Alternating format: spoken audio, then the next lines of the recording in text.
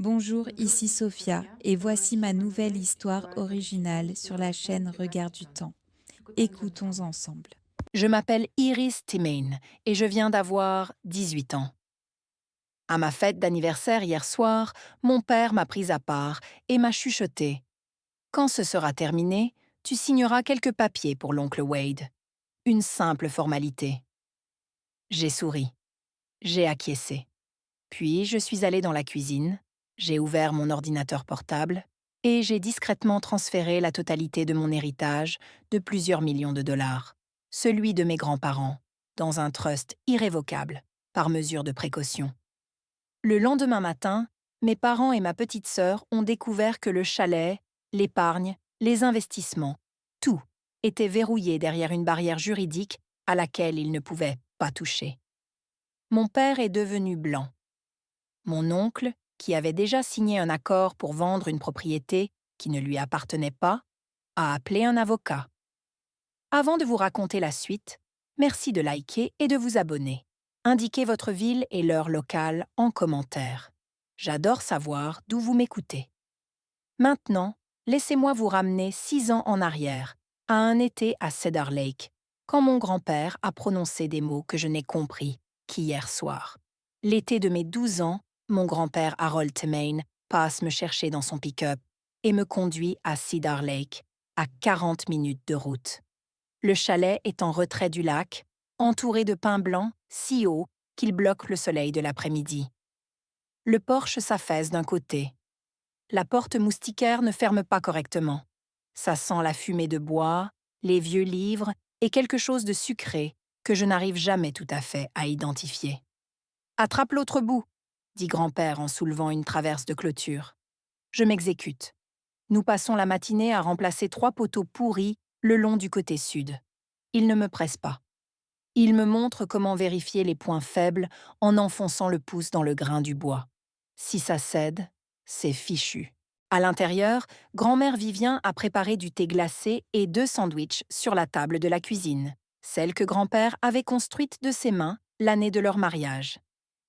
Elle lit sur le porche quand je sors et elle tapote la chaise à côté d'elle. Nous restons assises à regarder le lac jusqu'à ce que la lumière devienne dorée. Ce chalet reste dans la famille, me dit grand-père ce soir-là en s'essuyant la sueur des mains. Mais la famille, ce n'est pas toujours le sang, Iris. La famille, c'est ceux qui se montrent. Je ne comprends pas vraiment ce qu'il veut dire. J'ai 12 ans. Je crois qu'il fait de la poésie. Ce n'est pas le cas. Tout cet été-là, je reviens à Cedar Lake chaque week-end. J'apprends où le chauffe-eau fuit, quelle fenêtre coince, comment purger le radiateur.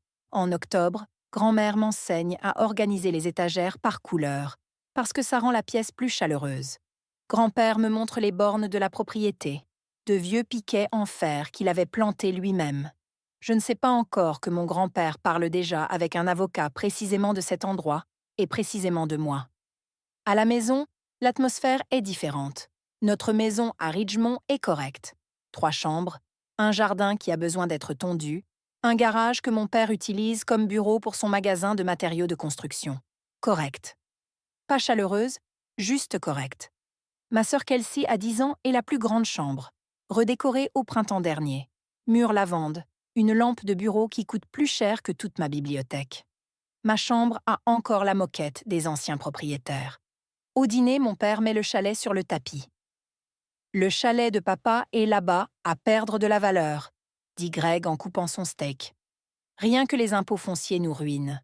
On devrait vendre et réinvestir. Ma mère hoche la tête. C'est logique.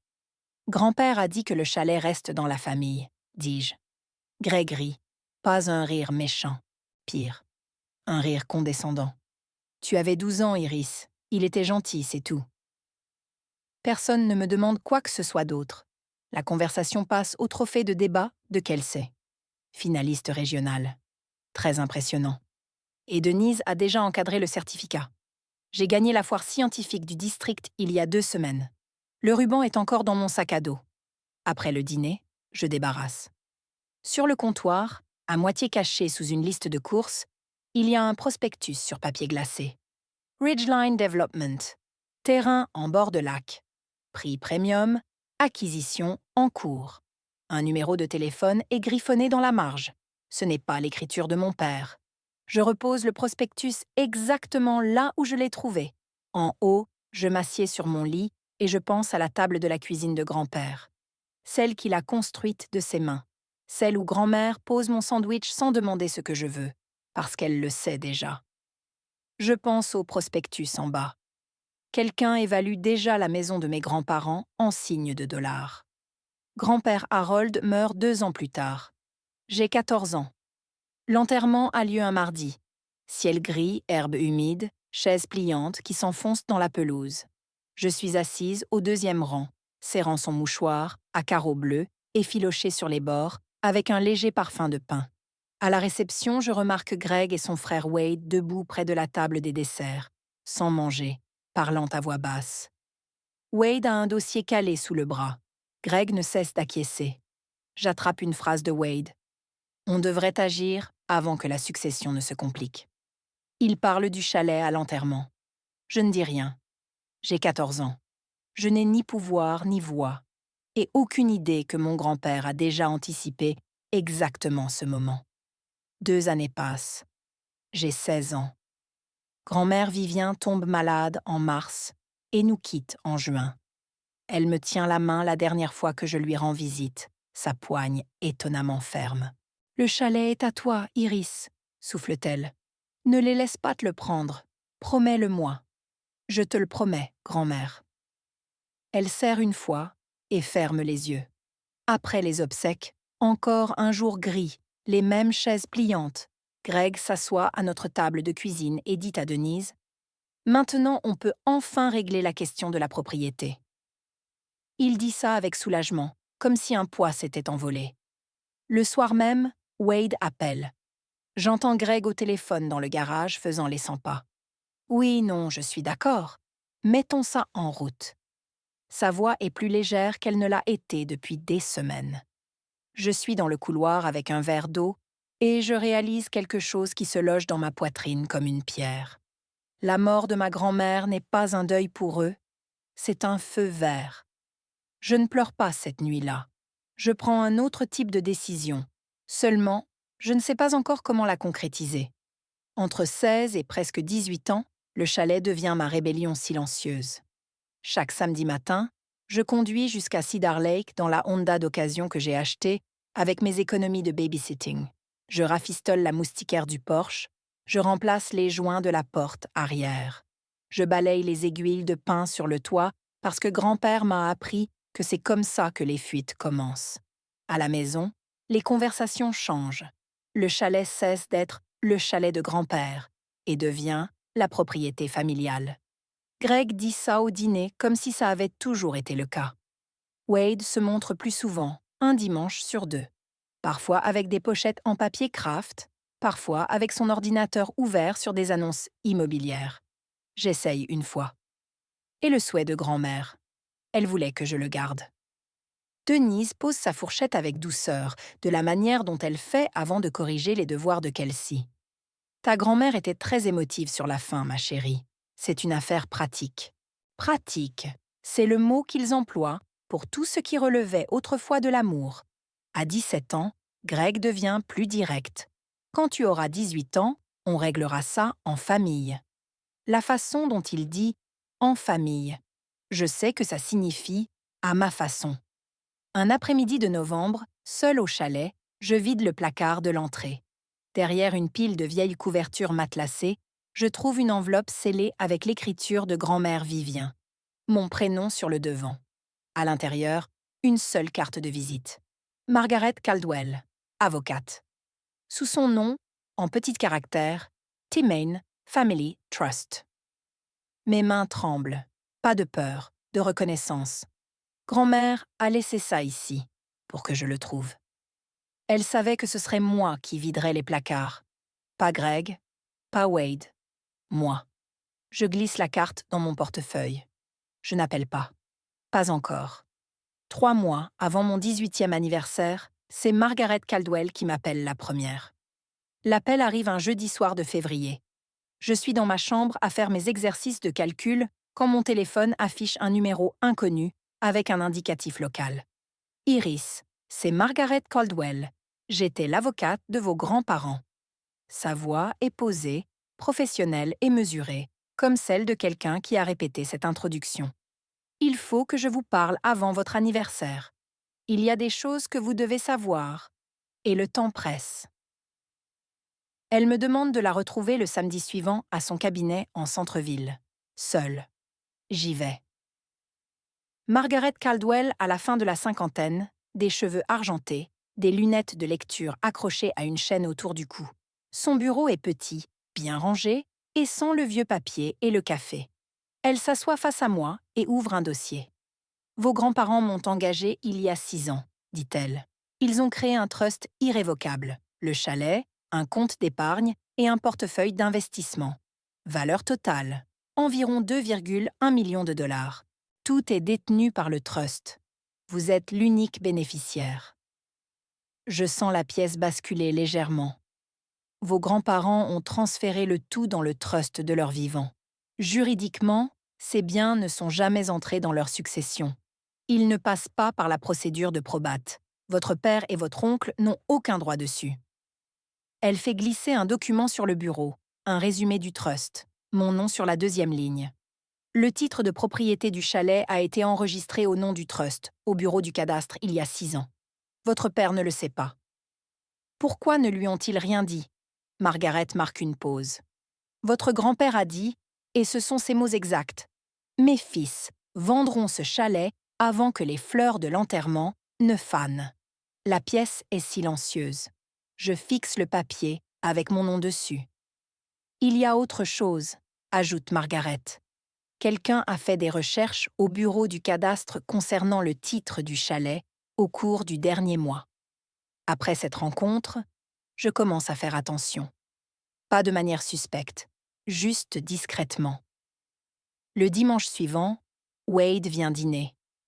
Ensuite, lui et Greg disparaissent dans le garage. La porte est entr'ouverte. Pas assez pour voir, mais assez pour entendre. La voix de Wade. J'ai déjà signé le compromis de vente avec Ridgeline. 450.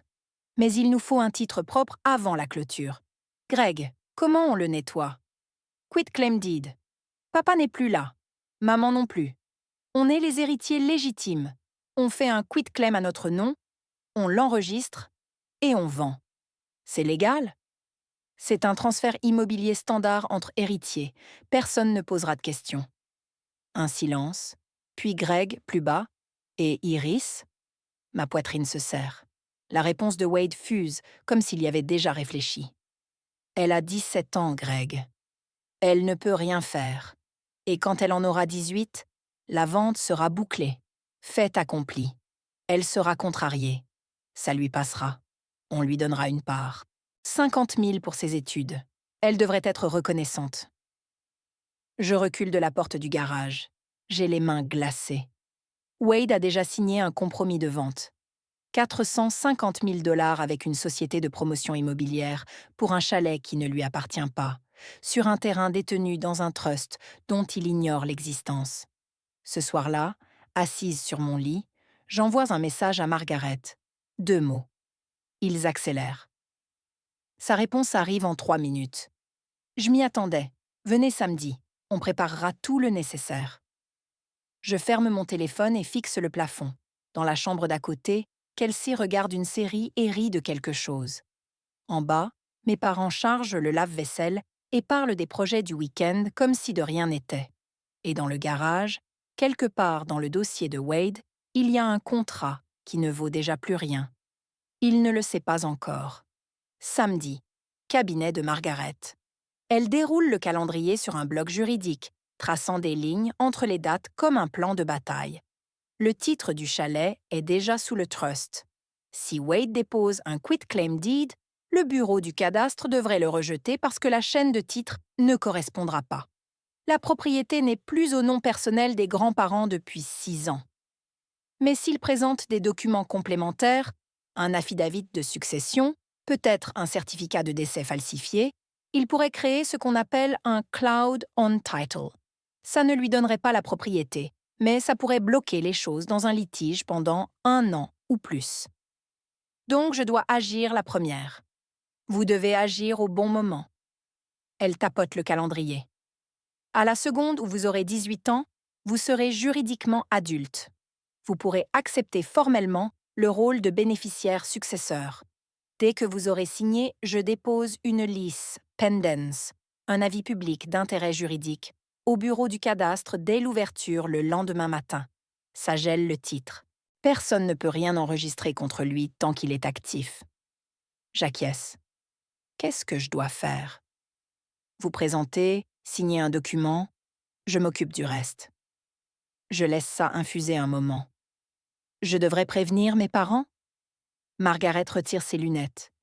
Votre grand-père m'a spécifiquement demandé de vous protéger, Iris. Pas de négocier avec eux. Je rentre en voiture. Greg est dans la cuisine, de bonne humeur.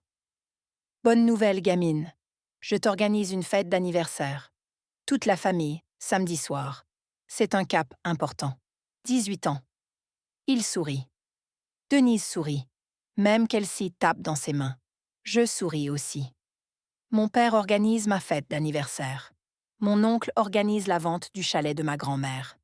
Et moi, je suis assise à la table de la cuisine avec le sourire, parce que dans 9 jours, je vais les laisser croire que tout se déroule exactement selon leur plan.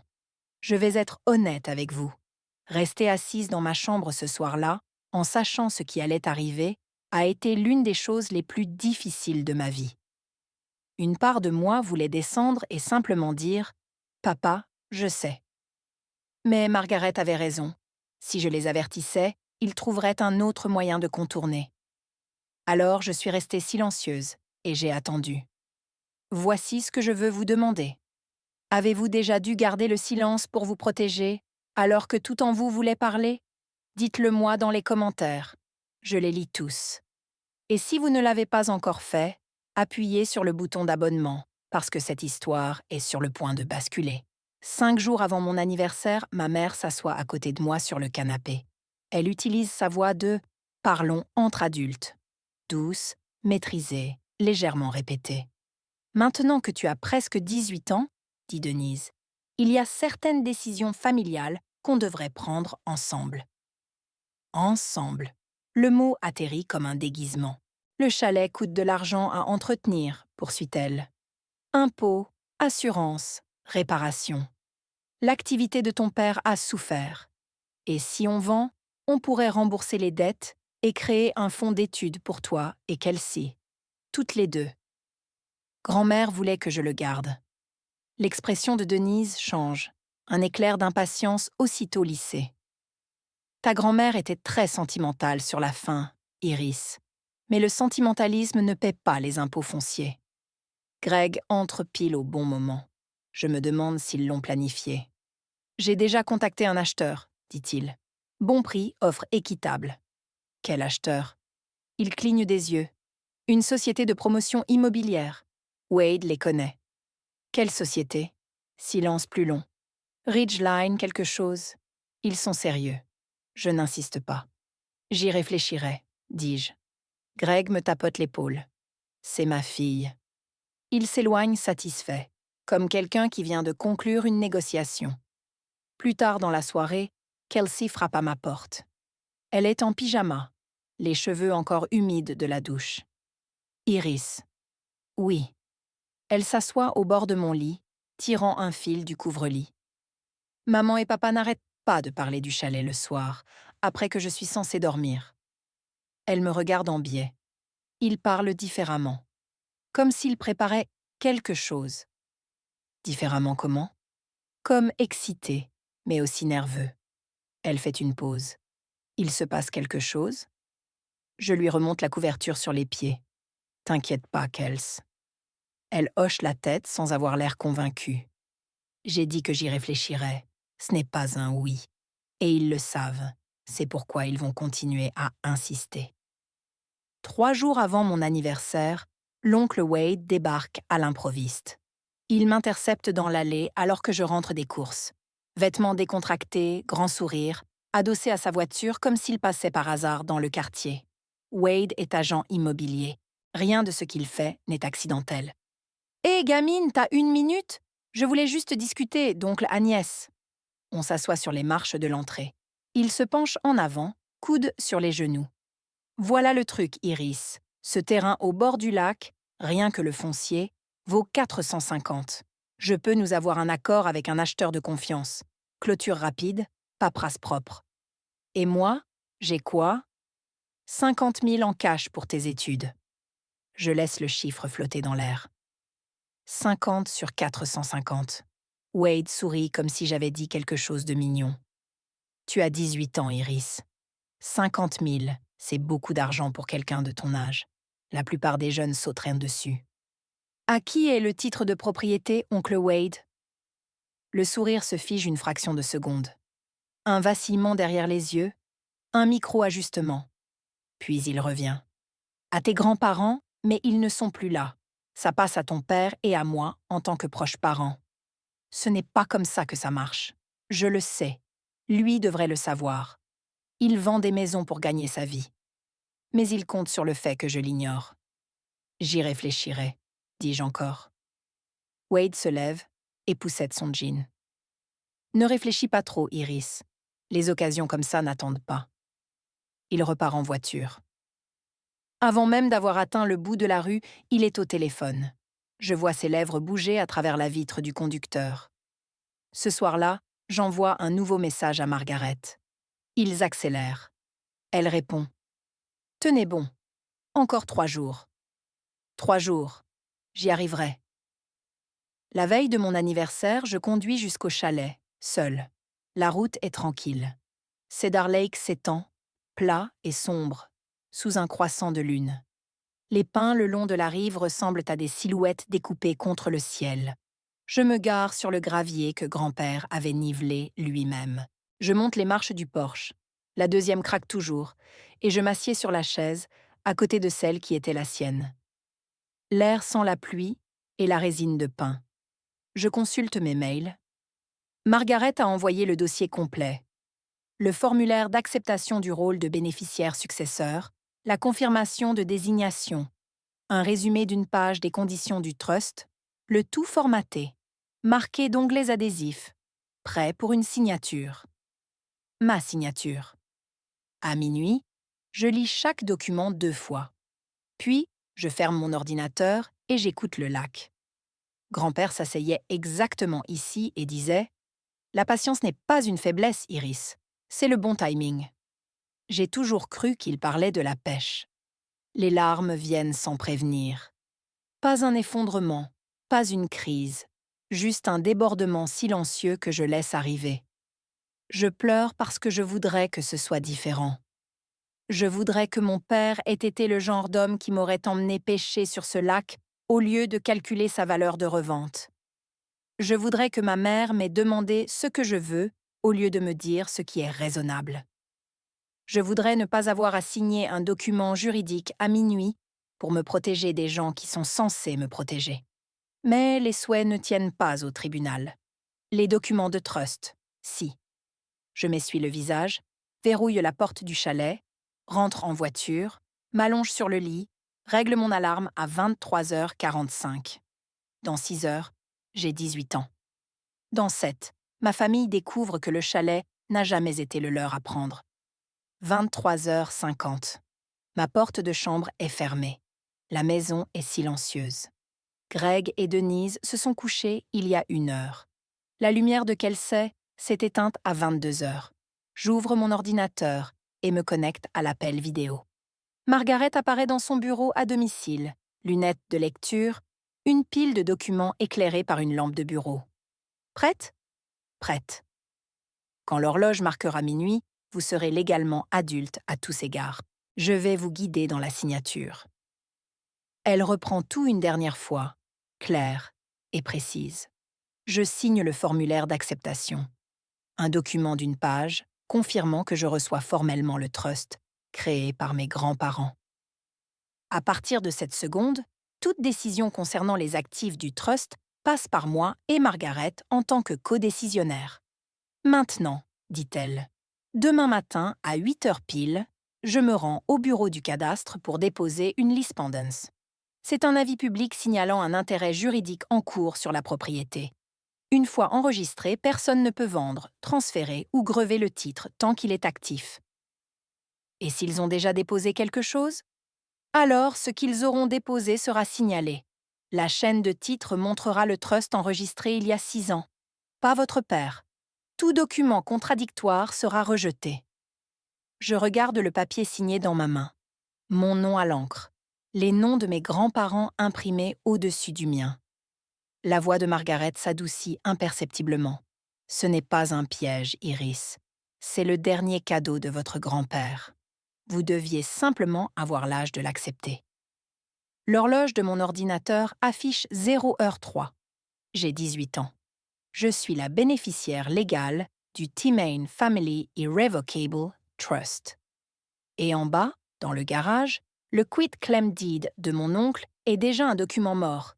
Il l'apprendra dans environ 9 heures. De l'autre côté de la ville, dans la cuisine d'un duplex loué, Wade T-Main imprime des documents. Je ne le sais pas à ce moment-là. Je reconstitue le tout plus tard, grâce à ce que l'employé du cadastre raconte à Margaret et à ce que Greg finit par admettre lors d'une de nos conversations les plus difficiles. Voici ce qui s'est passé cette même nuit. Pendant que je signais mon formulaire d'acceptation à l'étage, Wade imprimait un quit-claim deed, un formulaire d'une page qui transfère des droits de propriété d'une partie à une autre sans aucune garantie de détention. Légitime quand il est utilisé correctement. Criminel quand la personne qui le signe n'a aucun droit à transférer.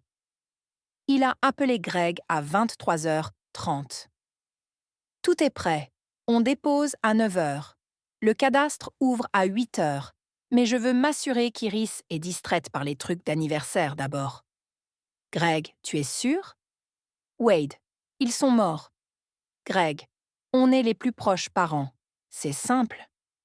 Ce n'était pas simple. C'était un faux habillé en jargon immobilier standard. Wade avait aussi un second document ouvert sur son ordinateur, un compromis de vente avec Ridgeline Development LLC. Prix d'achat, 450 000 $.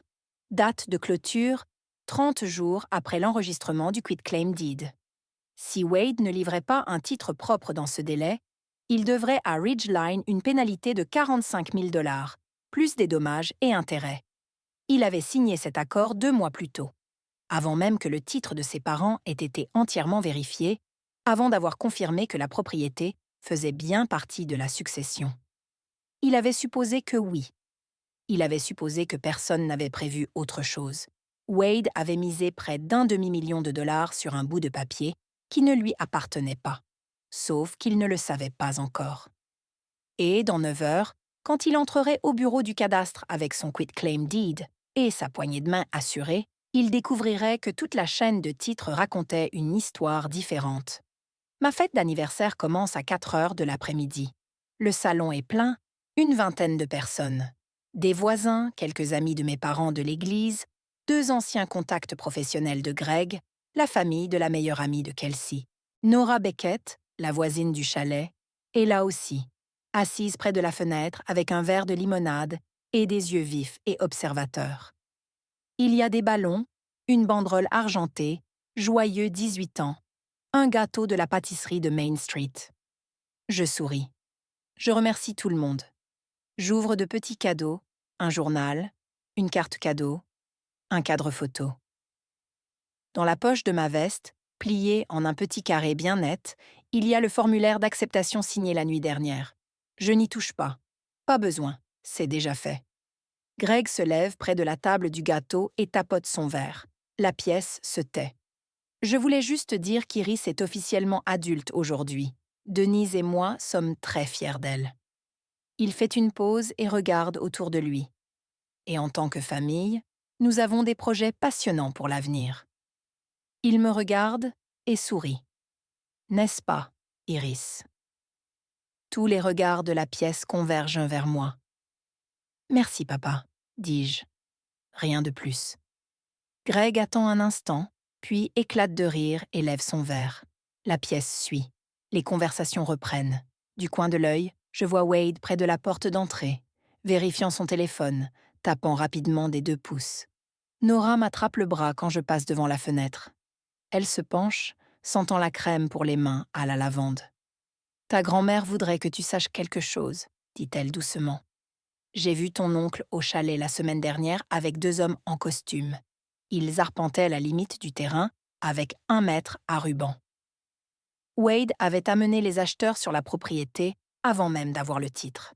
Voilà à quel point il était sûr de lui. Une fois le gâteau coupé et les assiettes distribuées, Greg se lève à nouveau.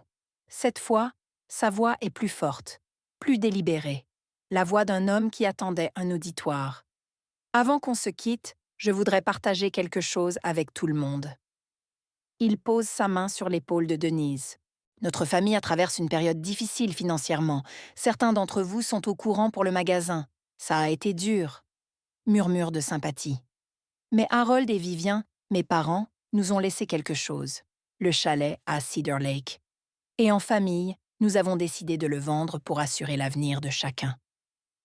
Nous avons décidé. Je sens les mots atterrir sur ma peau comme de l'eau glacée. Il annonce ça devant 20 personnes, comme si c'était acté. Il me regarde droit dans les yeux. Iris comprend. Elle sait que c'est ce qu'il y a de mieux pour nous tous. N'est-ce pas, ma chérie? La pièce attend. Chaque regard me trouve. Des voisins qui me connaissent depuis toute petite. Nora avec sa limonade, qu'elle sait, à moitié cachée derrière le canapé. Denise ajoute avec un sourire. C'est ce que font les familles responsables. On se sacrifie les uns pour les autres.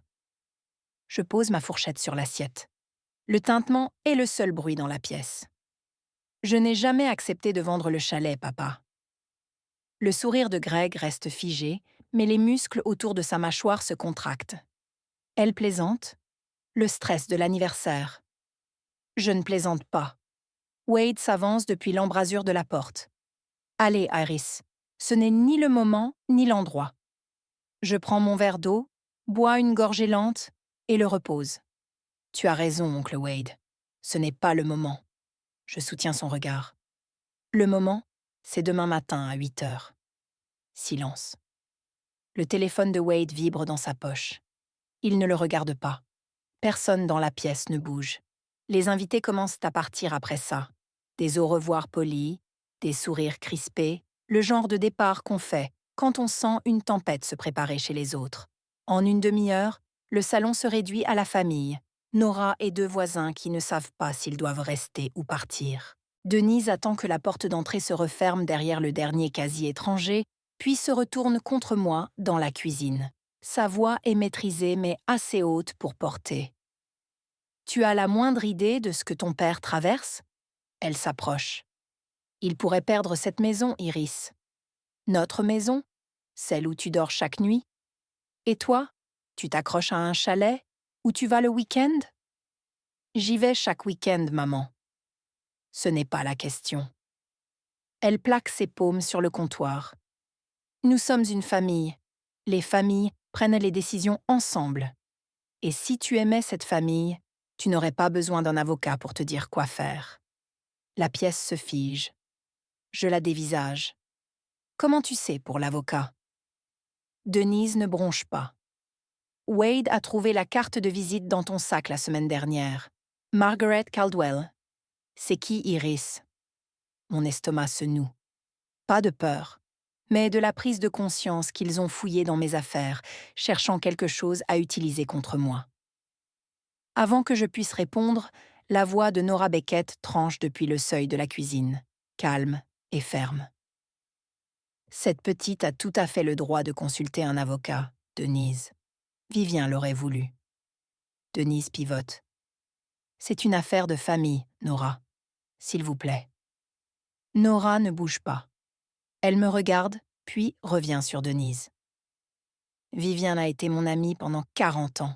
Je crois savoir ce qu'elle voulait. » Le silence entre elles pourrait fendre du verre. Je ne dis plus un mot. Pas besoin. Pas encore.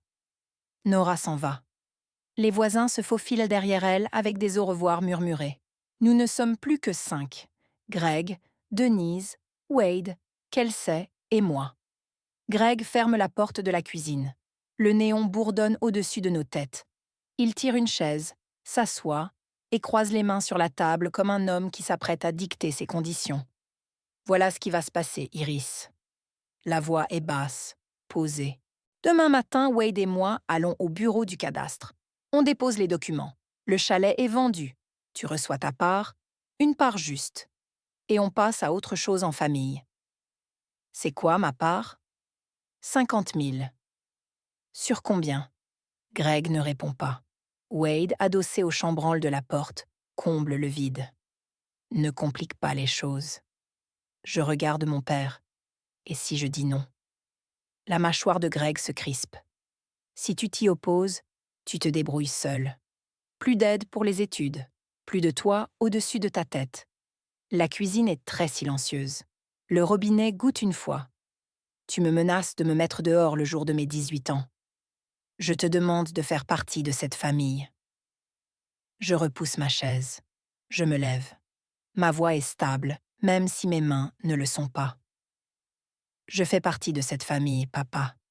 Je suis la partie qui tient ses promesses. Je passe devant Wade, devant Kelsey, assise dans l'escalier, les genoux serrés contre la poitrine. Et je monte à l'étage.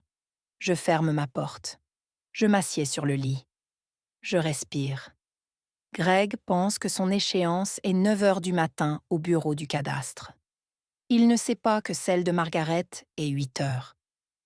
Cette nuit-là, j'étais assise sur mon lit en serrant le formulaire d'acceptation que j'avais déjà signé à minuit.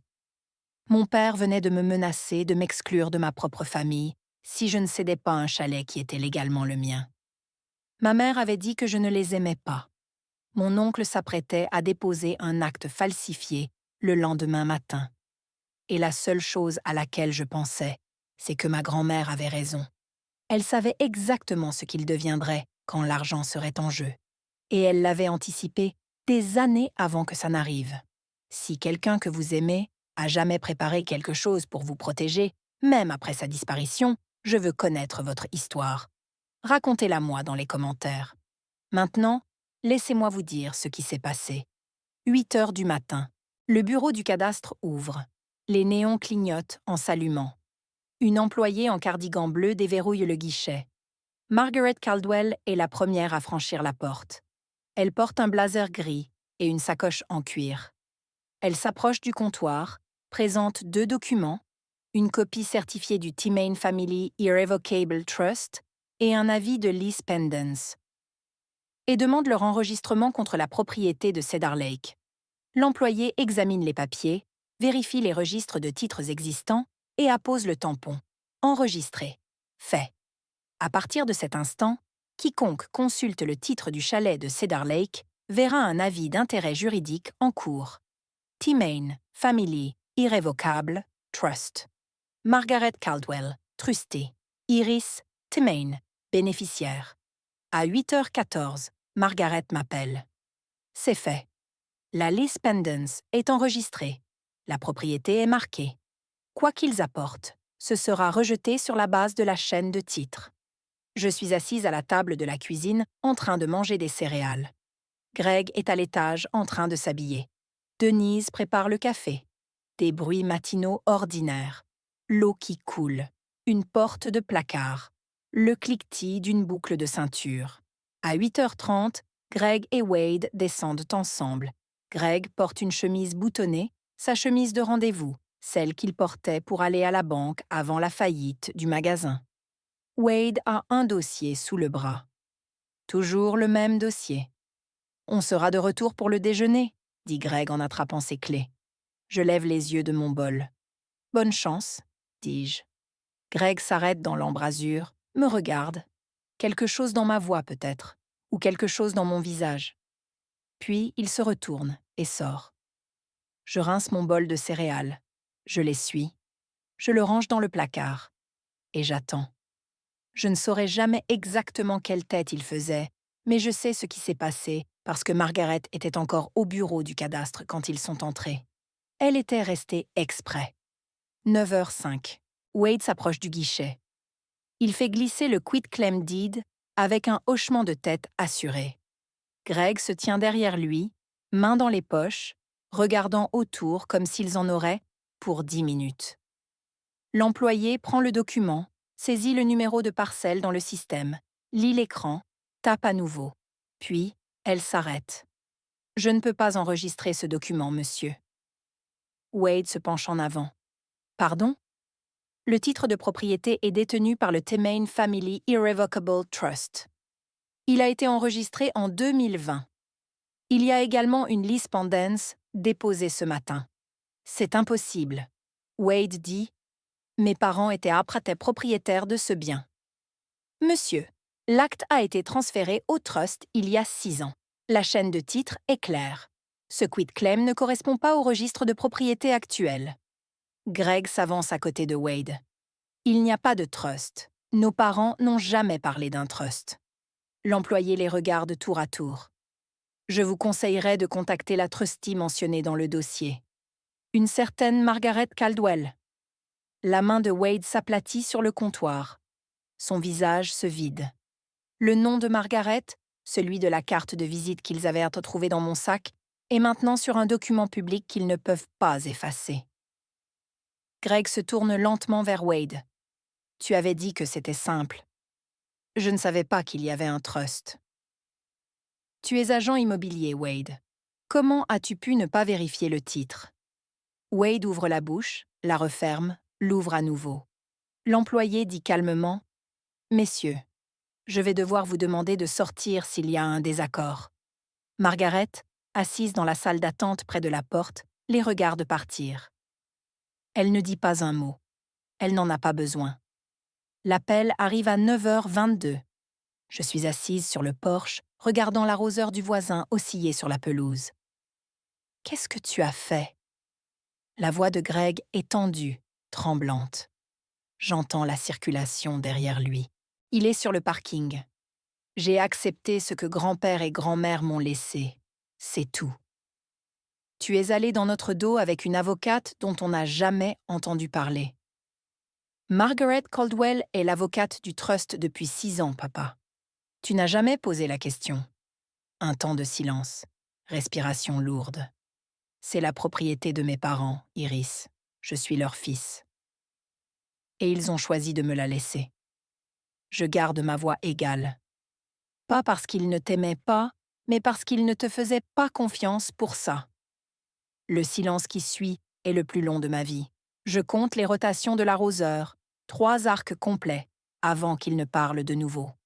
On va contester.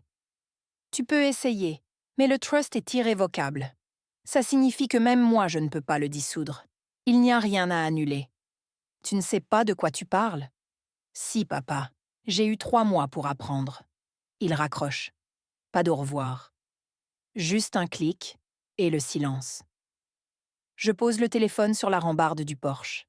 Mes mains tremblent. Pas de colère, pas de peur. Du poids d'avoir prononcé ces mots à mon propre père. De savoir que l'homme qui m'a appris à faire du vélo quand j'avais 6 ans est le même homme qui vient d'essayer de vendre la maison de ma grand-mère dans mon dos. Je reste assise jusqu'à ce que le tremblement s'arrête. Ça prend du temps.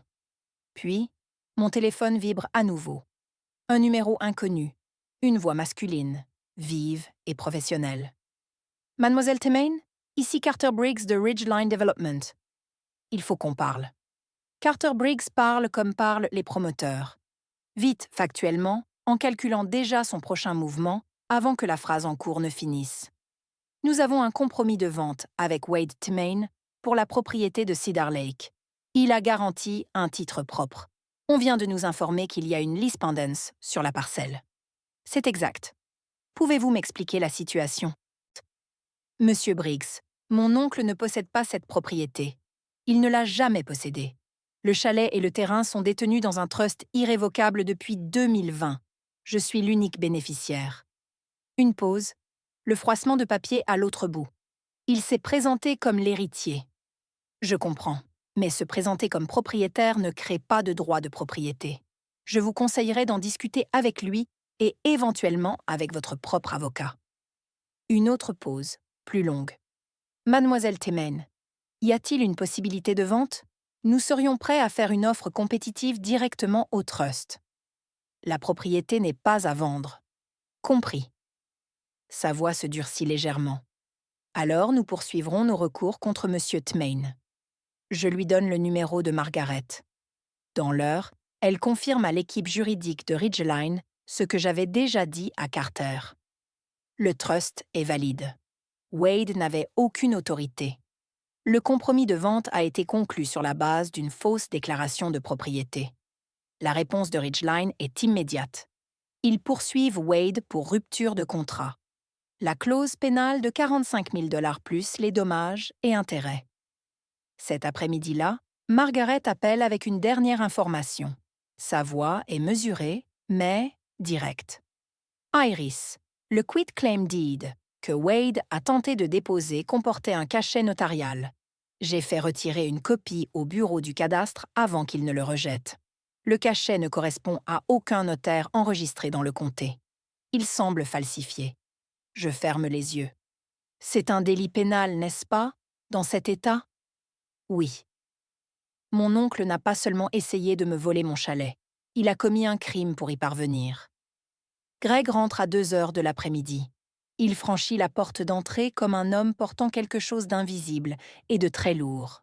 Denise est déjà dans la cuisine, bras croisés, visage marbré par ce que j'imagine être une heure de larmes de rage. Je suis à la table de la salle à manger. Je ne me lève pas. Greg s'assoit en face de moi. Il fixe la table longtemps. Je vais perdre cette maison, Iris. Sa voix est plate, vidée. La banque me tient pour 180 000. Le magasin n'existe plus. Ce chalet devait être notre porte de sortie. Je sais que tu es en difficulté, papa. Je suis désolée pour l'entreprise. Alors aide-nous. Le chalet n'a jamais été votre porte de sortie. C'était le cadeau de grand-père et grand-mère pour moi. Un cadeau? Il rit presque. Pourquoi? Tu as 18 ans? Qu'est-ce qu'une gamine de 18 ans a à faire d'un chalet au bord d'un lac? Ce n'est pas une question de ce dont j'ai besoin. C'est une question de ce qu'il voulait.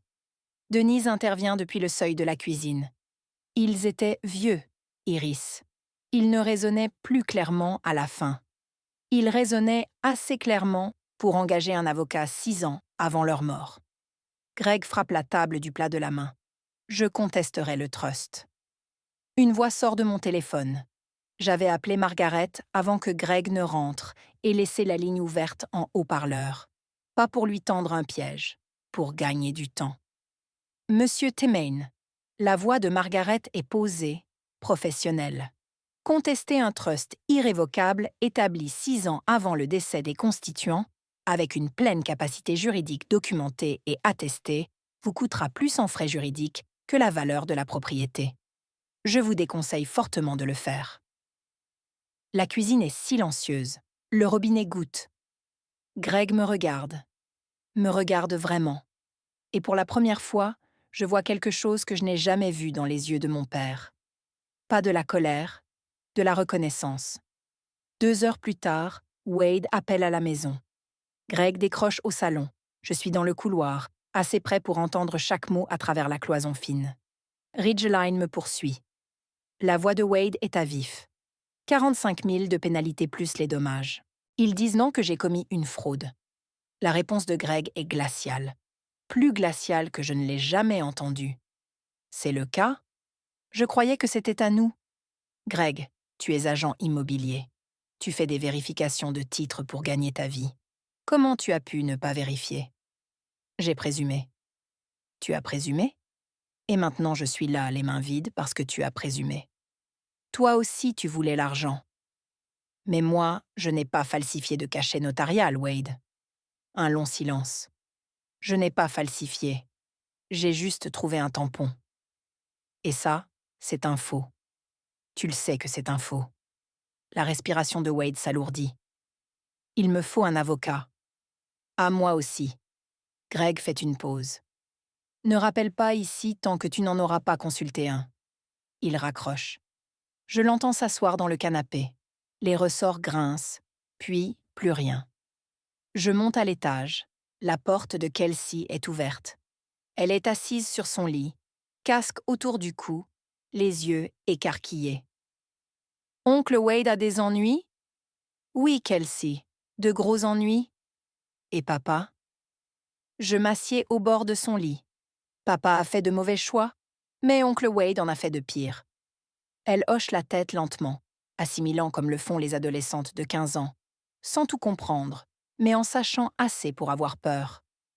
Je vais dans ma chambre, je m'assieds près de la fenêtre et je regarde la rue. Un promeneur passe avec son chien. Un arroseur siffle.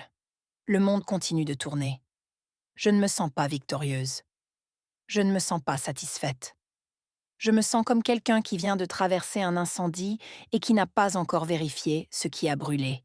Au cours des 3 semaines suivantes, les conséquences tombent comme des dominos. Et chacune fait du bruit. Ridgeline Development intente une action civile contre Wade Tmain. Rupture de contrat, fausse déclaration sur le titre et demande de la pénalité de 45 000 $ plus 60 000 supplémentaires en dommages et frais juridiques. Leur avocat envoie la plainte par lettre recommandée au duplex de Wade. Il signe l'accusé de réception un mardi. Le bureau du procureur du district reçoit un signalement du bureau du cadastre concernant le cachet notarial falsifié. Un enquêteur est assigné. La licence immobilière de Wade est suspendue dans l'attente du résultat, ce qui signifie que ses revenus, tels qu'ils étaient, s'arrêtent. Les nouvelles circulent vite dans une petite ville. Pas parce que je dis quoi que ce soit, ce n'est pas le cas. Mais les actes judiciaires sont des documents publics et la plainte de Ridgeline mentionne la propriété de Cedar Lake par numéro de parcelle. Les voisins du lac lisent le journal local. Ils parlent. Dès la 2e semaine, l'histoire a fait le tour du Rotary Club, du parking de l'église et de la caisse de l'Hanson's Market. Wade m'appelle une fois. Je décroche. « Iris, s'il te plaît, tu peux demander à ton avocate de retirer la lispendence. Si le titre est libéré, je pourrais peut-être négocier quelque chose avec Ridgeline. Réduire la pénalité. » La lispendence protège ma propriété, oncle Wade. Elle reste. Tes grands-parents auraient honte de toi. Je laisse la phrase résonner un instant. Puis je dis calmement, « Ce sont mes grands-parents qui ont mis tout ça en place. C'est eux qui ont fait ce choix. Ils m'ont choisi. Moi. Alors je ne pense pas que la honte soit ce qu'ils ressentiraient. » Il raccroche. Je pose le téléphone et regarde le mur. Sur mon bureau, il y a une photo encadrée du grand-père Harold, celle de l'été de mes 12 ans, tous les deux debout devant la clôture qu'on avait réparée. Je la laisse où elle est. Greg ne conteste pas le trust. Margaret avait raison. Les frais juridiques seuls l'auraient enterré, et l'affaire n'aurait mené nulle part. Un trust irrévocable constitué par des concédants mentalement compétents, attestés, dûment authentifiés et enregistrés des années avant leur décès, est aussi solide que la loi de l'État le permet. À la place, Greg fait ce qu'il aurait dû faire 2 ans plus tôt. Il vend le magasin de matériaux de construction à perte, mais assez pour négocier un plan de remboursement avec la banque. La maison est sauvée. De justesse. Les économies, non. Denise reprend le travail pour la première fois en 10 ans. Elle accepte un poste dans une pharmacie sur Lincoln Avenue, la même chaîne où elle travaillait avant la naissance de Kelsey. Elle n'en parle pas beaucoup. Quand les voisins demandent, elle dit qu'elle voulait s'occuper. Personne n'y croit, mais personne n'insiste. La ville sait. Pas chaque détail, mais l'essentiel. Les fils de Harold Tmain ont essayé de vendre son chalet, et sa petite-fille les a arrêtés. C'est la version qui circule au dîner, aux réunions de parents d'élèves, à la station-service de la route 12. Certains pensent que j'ai été courageuse, d'autres pensent que j'ai été froide. Je ne corrige ni les uns ni les autres. Greg et moi ne nous parlons pas pendant 2 semaines après ce matin-là. La maison est silencieuse d'une manière qui semble permanente, comme si le silence avait du poids. Nora Beckett m'apporte une tarte un après-midi, aux pommes, encore chaude. « Tes parents ont fait leur choix », dit-elle en posant le moule sur mon bureau. « Mais ils restent tes parents. Ne porte pas leur honte. Celle-là est la leur. » J'acquiesce, puis Kelsey appelle. Un soir. Elle est chez une amie, voix fragile. « Iris. » « Oui. » Je ne comprends pas tout ce qui s'est passé, mais je suis désolée qu'il t'ait été fait subir ça. Ma gorge se serre. Merci, Kels. Tu vas bien? J'y arrive doucement. Je conduis jusqu'au chalet un samedi matin de fin avril. Les cornouillers le long de la route du lac sont en fleurs, blancs et roses pâles, sur l'eau sombre. J'ouvre la porte d'entrée avec la même clé que grand-père m'avait donnée quand j'avais 14 ans. Au cas où tu aurais besoin d'entrer quand on n'est pas là, avait-il dit. Je ne savais pas à l'époque qu'il parlait de pour toujours. Le chalet a la même odeur, pain et vieux livres, et ce quelque chose de doux et fugace que je n'ai jamais pu nommer. Je pense maintenant que c'est peut-être le bois lui-même, des décennies de soleil et de pluie imprégnées dans les murs. Je traverse chaque pièce, la table de la cuisine construite par grand-père, toujours solide, toujours de niveau. Les étagères de grand-mère, organisées par couleur. La chambre où elle me faisait la lecture quand j'étais petite. Le porche où grand-père et moi regardions le lac devenir doré. Dans le tiroir du bureau près de la fenêtre, je trouve une enveloppe. Mon prénom sur le devant, de l'écriture du grand-père Harold. Margaret m'avait dit qu'elle serait là. Elle la gardait pour après le règlement du trust. Je l'ouvre avec soin. C'est une lettre, une page, écrite à l'encre bleue. Son écriture se relâche vers le bas, comme toujours quand il était fatigué. Il me dit qu'il sait que ses fils essaieront de vendre le chalet. Il ne les blâme pas. Greg est son garçon, et il l'aime. Mais Greg n'a jamais compris la différence entre quelque chose qui a un prix et quelque chose qui a de la valeur. Il dit qu'il m'a choisie non pas parce que je suis parfaite, mais parce que je suis celle qui a demandé si le toit avait besoin de réparation avant même de demander combien l'endroit valait. La dernière ligne dit « Prends soin de lui. Il a pris soin de toi en premier. » Je replie la lettre. Je m'assieds sur le porche. Je respire. Margaret m'appelle la semaine suivante. Bonne nouvelle. La Lipenden peut être retirée maintenant qu'il n'y a plus de menace active sur le titre. Une fois levé, le registre de propriété montrera le trust comme seul titulaire. Propre, sans charge, sans nuage. Et Wade, il a conclu un accord avec Ridgeline. Il a payé la pénalité de 45 000 $ grâce à un prêt personnel. L'affaire est close. Quant au cachet notarial falsifié, le bureau du procureur examine le dossier.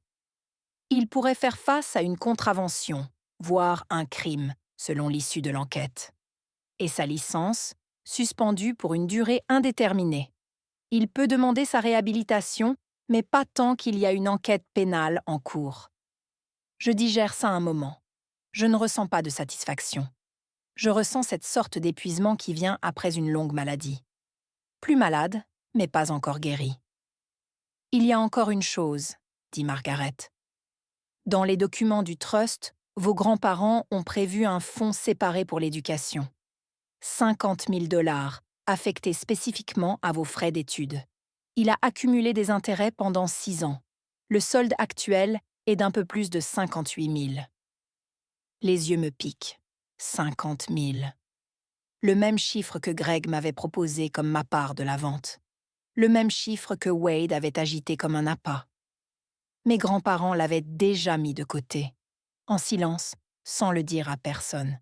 « Iris, vous êtes là ?»« Oui. » Ma voix se fait la peine. « Je suis là. » Vos grands-parents seraient fiers. J'ai juste tenu une promesse, Margaret. Je me suis inscrite au Richmond Community College dans la semaine. Sciences de l'environnement avec une spécialisation en foresterie. Le campus est à 20 minutes du chalet, plus près que la maison de mes parents. J'ai rempli les formulaires de logement. À la case « Adresse actuelle », j'ai écrit l'adresse du chalet pour la première fois. Ça m'a fait l'effet de rentrer chez moi, parce que c'était le cas. J'ai demandé à Greg et Denise de me retrouver au café de Birch Street. Terrain neutre. Pas la maison, pas le chalet. Un endroit public, un endroit calme. Ils arrivent ensemble. Greg porte une chemise en flanelle que je n'avais pas vue depuis des années. Une de grand-père, je réalise. Denise serre son sac contre elle, comme elle le fait quand elle est nerveuse. On commande. J'attends que les tasses soient sur la table. « Je vous aime », dis-je. Tous les deux. J'ai besoin que vous le sachiez, parce que ce que je vais dire pourrait ne pas en avoir l'air. La mâchoire de Denise se crispe, mais elle hoche la tête. Le chalet n'est pas à vendre. Ni maintenant, ni jamais. Je ne me laisserai pas culpabiliser parce que je tiens une promesse faite à grand-mère. Une promesse qu'elle m'a confiée parce qu'elle ne pensait pas que quelqu'un d'autre la tiendrait. Greg fixe son café. Je ne vous coupe pas de ma vie, je poursuis. Mais si on veut avoir une relation, elle doit reposer sur le respect. Pas sur ce que je peux vous donner financièrement, pas sur la culpabilité, pas sur l'idée que je vous dois quelque chose parce que vous êtes mes parents. Denise commence à parler. On voulait simplement ce qu'il y a de mieux pour... Alors commencez par être honnête sur ce qui s'est passé. Vous avez essayé de vendre quelque chose qui ne vous appartenait pas. Vous m'avez menacé de me mettre dehors. Vous avez fouillé dans mon sac. Elle referme la bouche. Greg n'a toujours pas levé les yeux. Quand il finit par parler, sa voix est rauque. Je ne sais pas comment arranger ça. Tu n'as pas besoin de l'arranger aujourd'hui. Je me lève. Je laisse assez d'argent pour les 3 cafés. Je vous appelle dimanche. Il acquiesce. Un petit signe de tête. Je sors dans la lumière du soleil. C'est le maximum que je puisse espérer pour l'instant. Et c'est suffisant. Kelsey se présente au chalet un dimanche après-midi de mai. Elle porte une boîte de pizza et le même sweat à capuche trop grand qu'elle a depuis la 5e. « J'ai apporté le déjeuner, dit-elle. J'espère que tu aimes le pepperoni. Depuis toujours. On s'assoit sur le porche avec des assiettes en carton sur les genoux et la boîte de pizza entre nous. Le lac est immobile. Un héron se tient dans les eaux peu profondes près du ponton, parfaitement immobile, attendant quelque chose sous la surface. Kelsey mange lentement. Elle n'est pas là pour la pizza. Je n'étais au courant de rien, dit-elle finalement. Maman et papa ne m'ont jamais rien dit. Je sais. Est-ce que je faisais partie du problème? Je la regarde. 15 ans, les épaules frêles, encore en train de grandir vers celle qu'elle deviendra. Elle n'a rien choisi de tout ça. Elle n'a pas demandé à être la préférée. Elle ne savait pas que l'attention qu'il lui donnait était soustraite d'ailleurs. Tu étais une enfant, Kels. On l'était toutes les deux. Elle hoche la tête, détache un morceau de fromage de sa part et le pose sur le bord de son assiette. C'est vraiment beau ici, dit-elle en regardant l'eau. Grand-mère disait exactement la même chose chaque fois qu'elle s'asseyait dans cette chaise. Kelsey jette un coup d'œil à la chaise vide à côté de la mienne. La chaise de grand-père, celle dont il avait poncé la coudoir jusqu'à le rendre lisse. Je pourrais revenir de temps en temps? Quand tu voudras. Elle appuie sa tête contre mon épaule, juste un instant. Puis elle se redresse et reprend une bouchée. On ne parle pas de nos parents. On ne parle pas de trust, de procès ou de documents falsifiés. On parle de son projet d'école, du héron, de savoir si le ponton a besoin de nouvelles planches cet été. Le chalet n'a pas seulement protégé une propriété, il a créé l'espace pour que quelque chose de neuf commence. Début juin, 6 heures du matin. Je suis sur le porche avec une tasse de café, regardant la brume se lever de Cedar Lake. Les pins se découpent net contre un ciel pâle. Un plongeon huard appelle quelque part sur l'eau. 2 notes longues, puis le silence. Je n'ai pas gagné contre ma famille. On ne gagne pas quand les gens qui vous blessent sont ceux qui étaient censés vous protéger. On ne reçoit pas de trophée pour avoir survécu à quelque chose qui n'aurait jamais dû arriver. Mais j'ai tenu une promesse. Et pour la première fois de ma vie, je me tiens sur quelque chose qui m'appartient. Non pas parce que je me suis battue pour l'obtenir, mais parce que 2 personnes m'ont aimé assez pour planifier exactement ceci. Elles ont vu la tempête avant moi. Elles ont construit l'abri avant que je sache en avoir besoin. Mes grands-parents ne pouvaient pas empêcher mes parents d'être ce qu'ils sont. Ils ne pouvaient pas rendre Greg moins désespéré, ni Denise moins effrayée. Ils ne pouvaient pas empêcher Wade de courir après de l'argent qui n'était pas le sien. Mais ils pouvaient s'assurer que j'ai un sol solide sous les pieds. Littéralement. Je pense à la lettre dans le tiroir, aux mots de grand-père, la différence entre quelque chose qui a un prix et quelque chose qui a de la valeur. Ce chalet a les deux, mais un seul peut se mesurer, et ma famille a passé 2 ans à se concentrer sur le mauvais. Je bois une gorgée de café. La brume se dissipe. Le lac vire au bleu.